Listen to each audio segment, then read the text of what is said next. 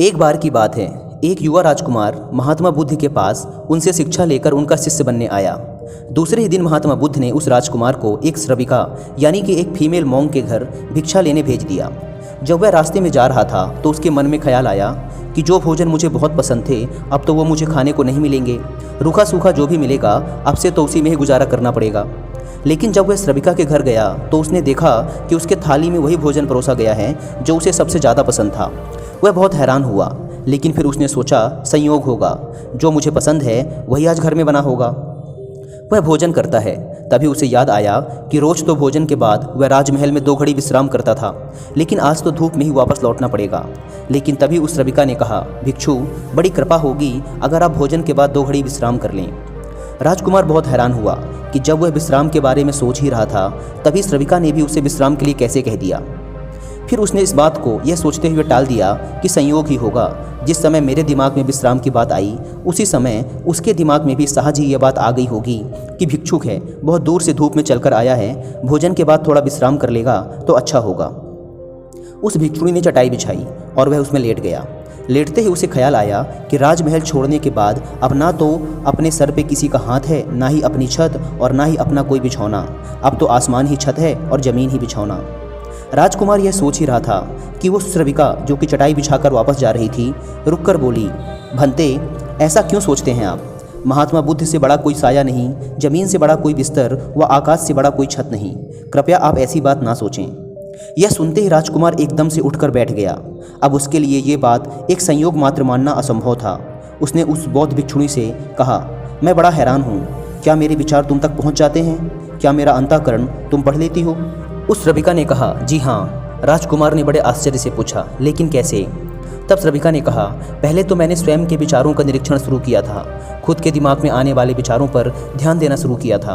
अब तो हालात उल्टे हो चुके हैं। स्वयं के विचार तो निरीक्षण करते करते क्षीण हो गए हैं, गायब हो गए हैं, विलीन हो चुके हैं।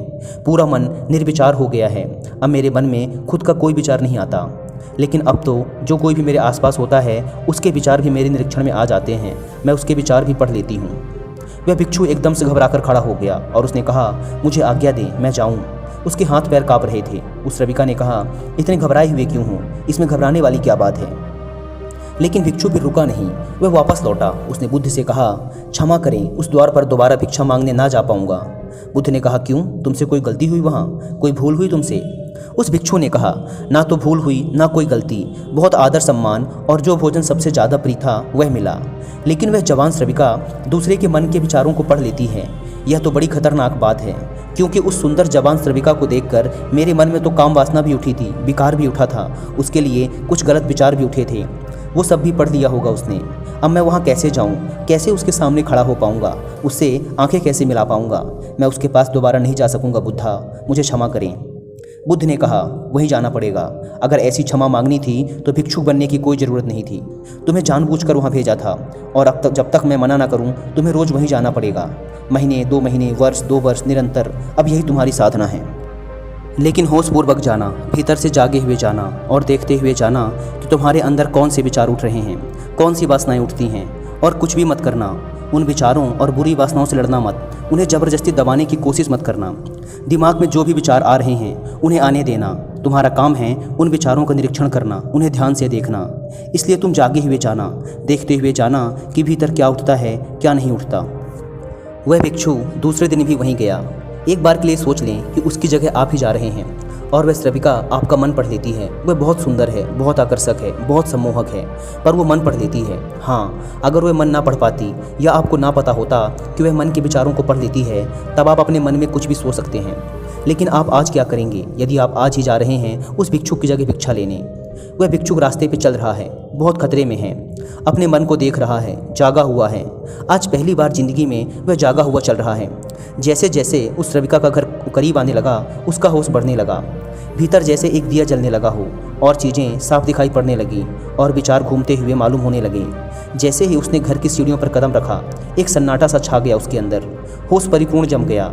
अपना पैर भी उठाता है तो उसे मालूम पड़ रहा है, एक श्वास भी आती जाती है तो वो भी उसे मालूम पड़ रही है।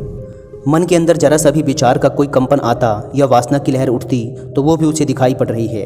वह जैसे ही श्रविका के घर के अंदर गया मन में और भी गहरा शांत हो गया। वह बिल्कुल जागा हुआ है। जैसे किसी घर में दिया जल रहा हो और एक एक चीज़ कोना कोना प्रकाशित हो रहा हो। वह भोजन को बैठा, उसने भोजन किया, वह उठा, वह वापस लौटा। वह उस दिन नाचता हुआ वापस लौटा और आकर बुद्ध के चरणों में गिर पड़ा और उसने कहा, बुद्धा, आज अद्भुत बात हुई। जैसे जैसे मैं उसके निकट पहुंचा, वैसे वैसे मैं जागा हुआ हो गया। मैंने पाया कि विचार तो गायब ही हो गए, कामनाएं व वासनाएं तो खत्म ही हो गईं। और मैं जब उसके घर में गया तो मेरे भीतर पूर्ण सन्नाटा था। वहाँ कोई विचार नहीं था, कोई वासना नहीं थी, वहाँ कुछ भी नहीं था। मन बिल्कुल शांत और निर्मल दर्पण की भांति था। बुद्धा ने कहा, इसी बात के लिए वहाँ भेजा था। कल से वहाँ जाने की कोई ज़रूरत नहीं है। अब जीवन में इसी भांति जियो जैसे तुम्हारे विचार सभी लोग पढ़ रहे हों। अब जीवन में इसी भांति चलो जैसे जो भी तुम्हारे सामने हैं वह तुम्हें जानता है, तुम्हारे अंदर देख रहा है, तुम्हारे विचारों को पढ़ रहा है। इसी भांति चलो और अंदर जागे रहो। जैसे जैसे जागरण बढ़ेगा वैसे वैसे विचार वासनाएं खत्म होती चली जाएंगी। जिस दिन जागरण पूर्ण होगा उस दिन तुम्हें जीवन में कोई कालिका, कोई विचार शेष नहीं रह जाएगा। उस दिन एक आत्मक्रांति हो जाती है। इस स्थिति के जागने को, इस चैतन्य के जागने को मैं कहता हूँ विवेक का जागरण।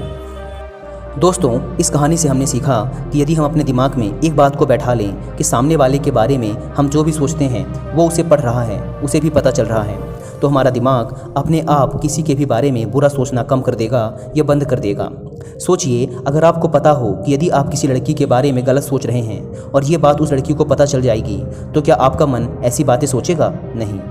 दोस्तों, यदि हम इस प्रोसेस को कई दिनों तक करते रहे तो हम पाएंगे कि हमारा दिमाग विचार शून्य हो गया है।